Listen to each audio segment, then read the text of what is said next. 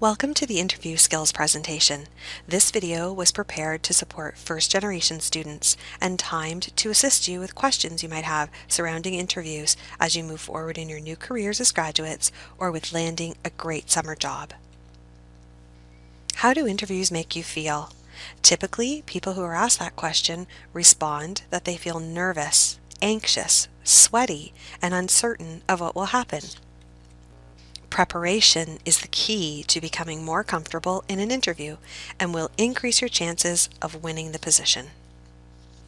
The presentation objectives are to encourage confidence in interviews, to provide a variety of tips to prepare for successful interviews, to recognize the different types of interviews, and to identify inappropriate questions.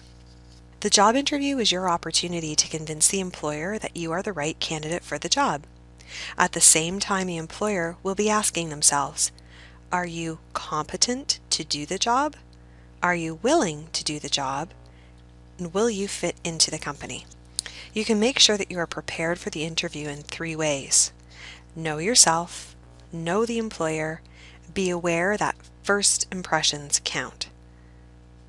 The 3 R's are another way to prep for an interview, so keep them in mind. They are research, rehearse, and relax.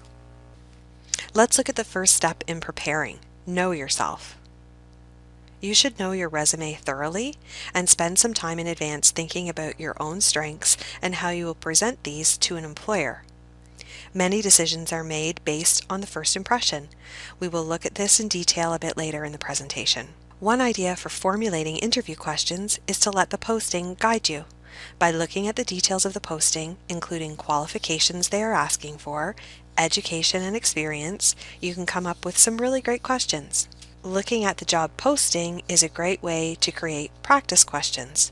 Let's look at a sample posting. Just by looking at this posting, I was able to form the following questions about the job. Number 1. What is your level of education, and how does your education specifically relate to the position you are applying for? 2. How many years of experience do you have in a similar role? 3. Please share your computer skills, level of proficiency, and 3 things you have created using these skills. 4. What tools do you use to organize your day and ensure you are meeting deadlines? 5. Provide an example of a project you worked to organize and how you coordinated all of the necessary details. 6. If you were pressured to complete multiple projects, how would you prioritize your tasks? 7. What steps do you take to solve problems? Have you worked with any decision-making model successfully? As you can see, these questions were formed just by the red text I highlighted. I considered education, skills requirements, experience, and a few other key points. There are other important details that could be addressed, allowing you to come up with a few more questions that may be asked for the interview. It is not likely that you will be able to predict every question that you will be asked, but walking in the room knowing some of the possible questions will aid in alleviating your stress and anxiety. You can do the same by looking at company research or relying on resources that provide examples of typical questions asked. We will look at more on this in a few minutes when we discuss the types of interview questions that exist in the world of work today. Find out as much as you possibly can about the company. Use their website, any literature you may be able to gather regarding their services or products, the Scots Directory, Yellow Pages, or speak to someone that you know that works there. All of this information should provide you with what you need to be knowledgeable about the organization and prepare 1 or 2 questions to show your interest in their upcoming goals and activities. First impressions count. Who would you rather hire? Why? Here is something to think about. What makes each of these well-known faces more or less hireable? Who would you want to represent your company if you were the owner? Who would you want to assist you if you were buying a new car or having dinner at a restaurant? A recent article in Psychology Today states that our brains form first impressions by creating a composite of all the signals given off by a new experience. How good these impressions are at making accurate judgments of people depends on the observer and the person being observed. This is an important point to understand. It's related to the old saying your mom or dad might have used, "Don't judge a book by its cover." It may not be right, but it happens. In fact, studies have found that nonverbal cues have over 4 times the impact on the impression you make than anything you say. Here is the Forbes list of 7 nonverbal impressions formed in 7 seconds. People pick up on your attitude instantly. Before you turn to greet someone, enter the boardroom, or step on stage to make a presentation, think about the situation and make a conscious choice about the attitude you want to convey. Status and power are non-verbally conveyed by height and space. Standing tall, pulling your shoulders back, and holding your head straight are all signs of confidence and competence. A smile is an invitation, a sign of welcome. It says, "I'm friendly and approachable." Looking at someone's eyes transmits energy and indicates interest and openness. To improve your eye contact, make a practice of noticing the eye color of everyone you meet. Open your eyes slightly more than normal to simulate the eyebrow flash. That is the universal signal of recognition and acknowledgement. The quickest way to establish rapport is by shaking hands. It's also the most effective. Research shows it takes an average of 3 hours of continuous interaction to develop the same level of rapport that you can get with a single handshake.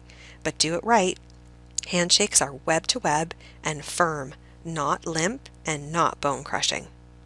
Leaning forward shows you're engaged and interested, but be respectful of other people's space. That means in most business situations, staying about 2 feet away. Another important step in your preparation is to be able to recognize the types of possible questions you could be asked. This will help to ease your anxiety. A situational question example is, you are sitting at the desk, the phone is ringing, customers are waiting, and the boss is talking to you about a project that is due. Prioritize the tasks. A behavioral example is, tell me about a time when you had to deal with a difficult customer. A stress question example is, what in the world makes you think you could do this job? Group interviews are usually followed up with one-on-one interviews. Telephone interviews can also be used to shortlist and may or may not be followed up with an in-person interview.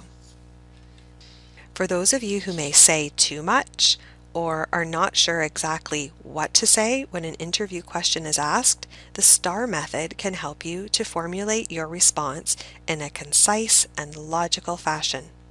You want to describe each of the following. S for situation. What were your challenges? What took place? T for task. What was your role? A for action. What action did you use to solve the problem? And R, what was the result? Have a friend or partner ask you these questions, or any of the questions you came up with during the job posting exercise. Even if you feel silly or uncomfortable, practice makes perfect. Alternatively, you can practice reciting your answers in front of a mirror to pick up on any good habits, like smiling, or bad habits, like hair twirling, you exhibit when answering questions. Here are some additional interview tips.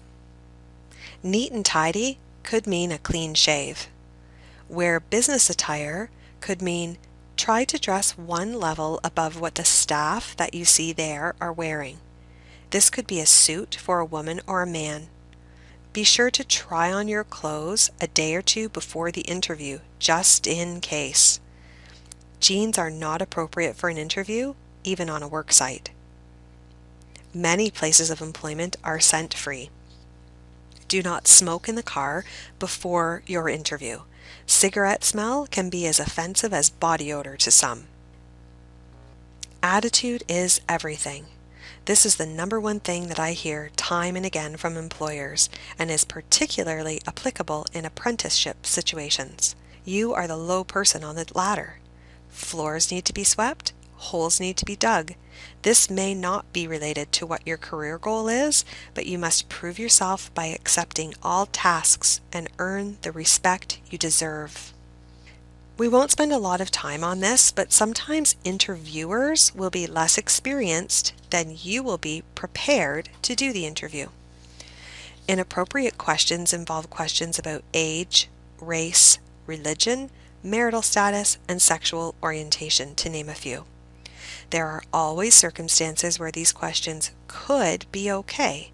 For example, you are interviewing for a company that is child-friendly or may sell children's products. They may want family-oriented individuals to work there based on their corporate culture.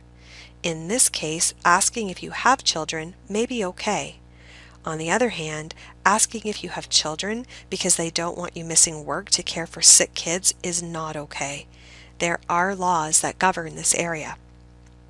The other example given here is asking the question, can you perform the essential functions of this job, as opposed to, how did you become blind? If you have experienced this or would like to know more, please visit the Ontario Employment Standards Act at the website listed. After all of your hard work in applying for the job and prepping for the interview, you don't want to lose out because of a negative comment. Some believe that a reference cannot reveal anything negative about you. This is false.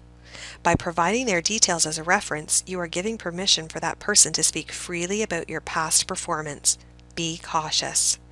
You can go as far as providing your references with your resume or cover letter so they have an idea of the skills you want to highlight. Some organizations not only score the interview with you, but also the information they gather from your references. This combined score determines your fit for the job and success in landing the position. Knowing this, you can understand why references are so important. Here is a short list of who you can provide as a reference. Anytime you can provide a managerial reference, that is ideal. All others would be in lieu of the manager's reference. Knowing this, it is important moving forward to value those relationships that you make with your direct supervisors, as they could very well be a reference that follows you through many years of your career. Stay in touch with them, even if it's via email once or twice a year. It's well worth it. A few final thoughts. Make sure you have examples to back up statements on your resume. Be organized. Carry your resume and references in a folder or portfolio. Arrive a little early to the interview. Wait for the interviewer to show you where to sit, and always be polite. Thank the interviewer for their time and offer a firm handshake. It's all about that professional image.